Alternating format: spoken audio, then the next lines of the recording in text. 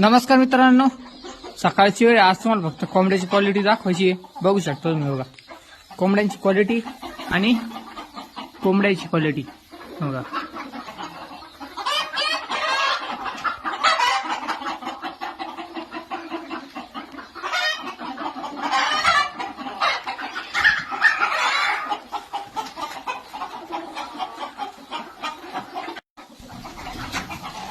आता डब्यांमध्ये भरपूर साऱ्या कोंबड्या आपल्या या खूड झालेल्या आहेत. 2 3 4 5 6 7